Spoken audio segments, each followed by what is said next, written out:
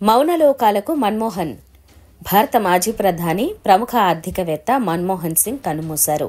గురువారం రాత్రి ఢిల్లీలోని ఎయిమ్స్లో చికిత్స పొందుతూ ఆయన తుదిశ్వాస విడిచారు. వృద్ధాప్యంతో బాధపడుతున్న, వీల్ చైర్కే పరిమితమైన తనకు అప్పగించిన బాధ్యతలను సమర్థవంతంగా నిర్వర్తించారు.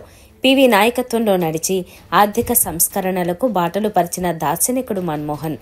సరళీకృత ఆర్థిక విధానాలతో మౌనంగానే దేశగతిని మార్చారు. 6 దశాబ్దాల పాటు రాజకీయాల్లో అజాత శత్రువుగానే ఆయన కొనసాగారు.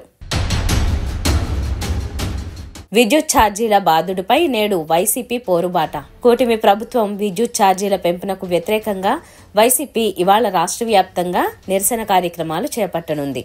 అన్ని జిల్లాలు, నియోజకవర్గ కేంద్రాల్లో విద్యుత్ శాఖ కార్యాలయాల వద్ద నేతలు, కార్యకర్తలు ర్యాలీలు నిర్వహిస్తారు.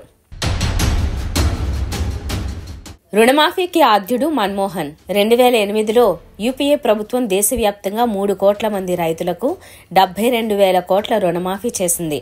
ఆ డేరింగ్ నిర్ణయం కారణంగానే యూపీఏ రెండోసారి అధికారంలోకి వచ్చింది. అయితే ఈ పథకానికి ఆద్యుడు మన్మోహన్ సింగ్.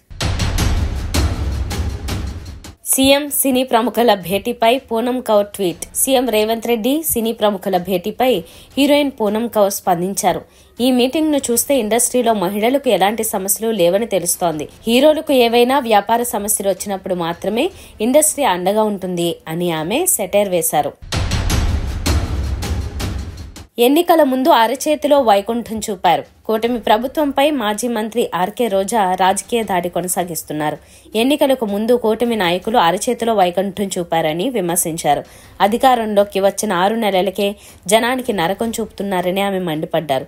సంపద సృష్టించి ప్రజలకు సంక్షేమ పథకాలు అందిస్తానని ఎన్నికల ముందు హామీలిచ్చిన చంద్రబాబు ఇప్పుడు అప్పులపై అప్పులు చేస్తున్నారని విమర్శించారు.